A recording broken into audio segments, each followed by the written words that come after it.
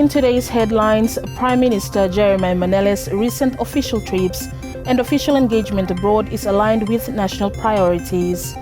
Australia has committed $60 million Solomon dollars to support road upgrades in Solomon Islands. And the Prime Minister confirms that disciplinary action is being taken against those involved in the unauthorized signing of a memorandum of understanding with a foreign company in Vietnam. Hello, you're watching SIBC's TV News Bulletin. I'm Eliza Kukutu. Prime Minister Jeremy Manella's recent official trips and engagement abroad is aligned with the national priorities and four key pillars: economic transformation, infrastructure development, unity and stability, and human capital development. The Prime Minister participated in three major forums between the 4th to the 25th of June. This includes the 3rd United Nations Oceans Conference in France, the OPEC Fund for Development in Austria, and the 23rd Melanesian Spearhead Group Leaders Summit in Fiji. Speaking in a press conference following his return, Manella says he reaffirmed his government's commitment to the SDG 14 and calls for global action on ocean health and marine protection. At the 3rd UN Oceans Conference, I reaffirmed our commitment to SDG 14 and called for urgent global action on ocean health and marine protection. As a large ocean state, this commitment is not only central to our identity, but also a vital pillar of our development strategy.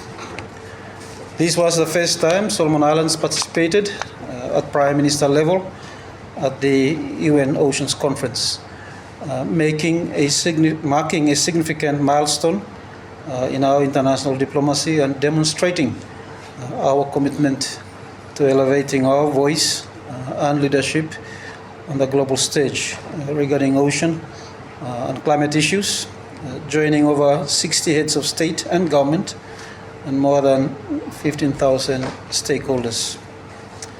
We announced key voluntary commitments, including depositing our instrument of ratification of the BBNJ agreement, the moratorium on deep sea prospecting and mining. We also co-lead with Vanuatu the Melanesian Ocean Reserve Initiative.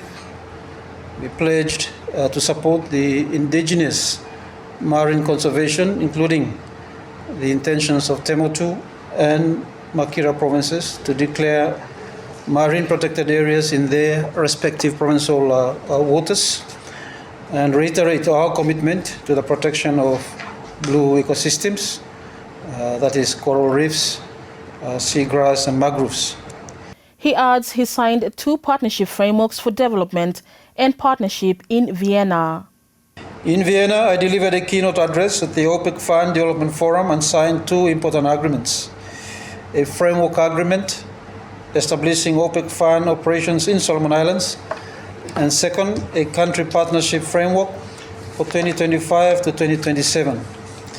This partnership unlocks access to sovereign lending, policy-based financing, and technical assistance with a potential value of up to $75 million. These resources will directly support infrastructure development, inclusive growth, and capacity building, all key components of the GNAT vision. Australia has committed $60 million Solomon dollars to support road upgrades in Solomon Islands. Andrima Hanua with more. Australia has committed $60 million Solomon dollars to support road upgrades in Solomon Islands. Minister of Infrastructure Development Ricky Fu'o, together with Australia's Minister for Pacific Islands Affairs Pat Conroy, made the announcement in Honiara yesterday. The funding is a direct grant to the National Transport Fund and will support the maintenance, repairs and upgrades of the government's priority roads. This is to support improvements to the national road network. Australia's development assistance is built on careful listening and a genuine partnership with the government and the people of Solomon Islands, guided by your priorities. Let me repeat that. It is your priorities that we are committed to acting on. And we've heard from the government and the community the importance of investing in infrastructure such as roads as an enabler of economic growth and development. Reliable roads are the arteries of progress, facilitating trade and providing access to schools, hospitals, workplace and markets, saving time and money. Meanwhile, Minister for Infrastructure Development, Ricky Fu'o, acknowledged Australia for its support. Over the years, Australia has stood by Solomon Islands through natural disasters, political transitions, and now through development journey. This partnership continues to grow, breadth and significance from support to security and education, to trade and health, and especially in areas of infrastructure. Australia's contributions have touched nearly every sector across our society. Today, we are particularly gathered to acknowledge the cornerstone of our partnership, Australian support to infrastructure development through the National Transport Fund, which will now be boosted by $60 million in new funding support from the Australian government. This support is not just financial, it is transformational. The fund will support selected roadworks across Honiara City, including 6 constituencies of Malaita Province, aiming to enhance accessibility and economic activities. SIBC News understands roadworks will be delivered by local contractors to boost jobs and incomes in the country's private sector. Andrea Mahanwa for SIBC TV. Prime Minister Jeremiah Manella also confirmed that disciplinary action is being taken against those involved in the unauthorized signing of a Memorandum of Understanding MOU with a foreign company in Vietnam. The MOU was signed by the Minister of Commerce, Jamie Vokia, and his delegation without cabinet approval shortly after Parliament passed the Special Economic Zone SEZ bill. Speaking in a press conference today, Manella explains the incident was a serious breach of government protocol. Before I close, I wish to address the recent concerns raised by the opposition leader regarding the unauthorized signing of a Memorandum of Understanding MOU with a foreign entity concerning special economic zones. We are taking steps to address the matter in accordance with administrative procedures of the government. To prevent a reoccurrence, we are also reviewing existing protocols related to government travel, delegations and foreign agreements, including clarifying requirements for cabinet approval and oversight of political appointees and ministers. I want to assure the public and investors that this incident will not detract from the government's commitment to the Special Economic Zone as a key economic priority. We remain focused on transparent, accountable, and lawful development processes that serve our national interest. He also announced changes within the office of the Prime Minister and Cabinet.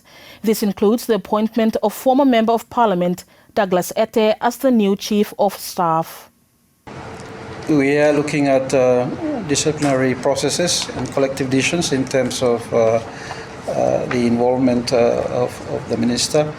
With regards to the 2 staff, the Chief of Staff has resigned. A replacement has been appointed. He's already on board. The other officer is also going to resign very shortly. Our new Chief of Staff is Mr. Douglas Ette, former MP for East Honiara. Now, the International Micro, Small and Medium Enterprises MSME Day was marked in Honiara today. Alex Dedamu has more on this story.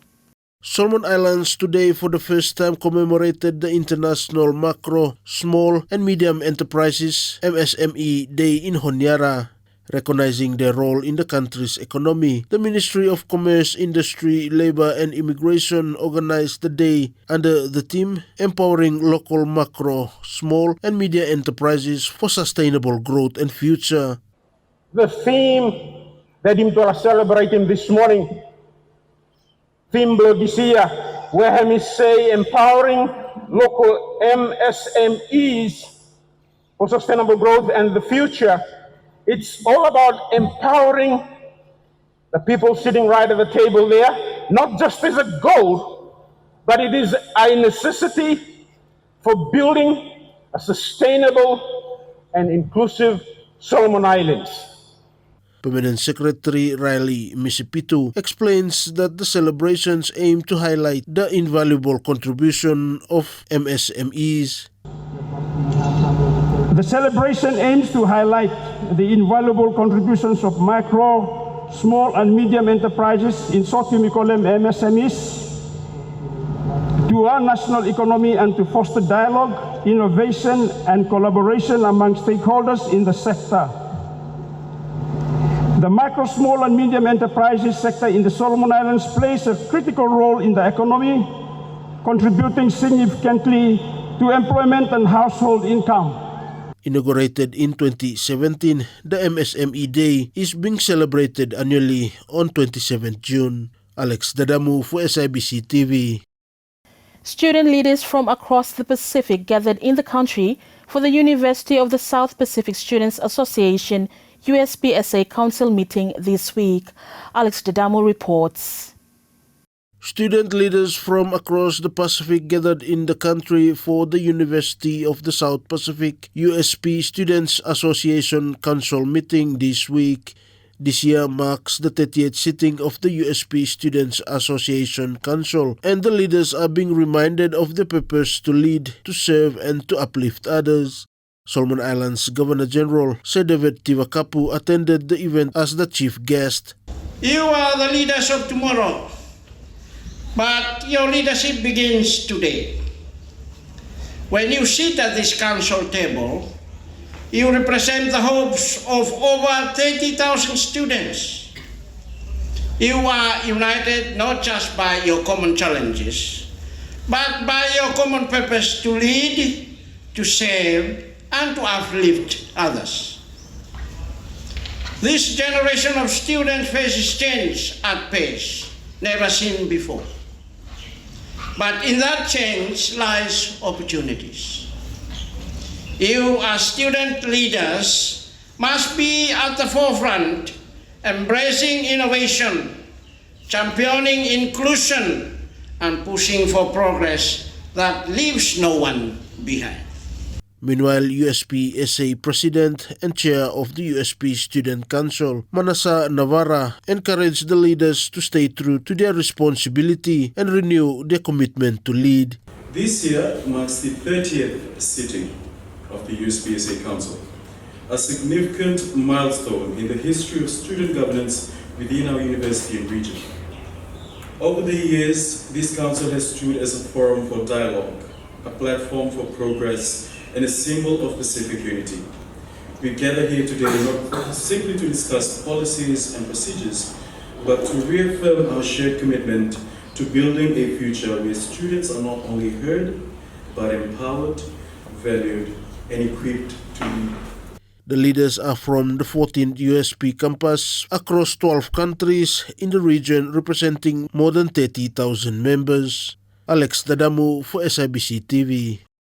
As women in Solomon Islands continue to strive in the workplace, the discourse on women supporting women has also re-emerged.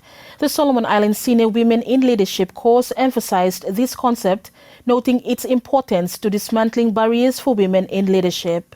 There's a perception that sometimes, women are the greatest enemy, and in this training, we are here to ensure that we influence that perception, to change, to ensure that, we are supporting each other. We are providing support systems for these women to be able to step out of their comfort zone, be able to break barriers, be able to put their hands up, be able to be visible, be able to participate in discussions and in decision making.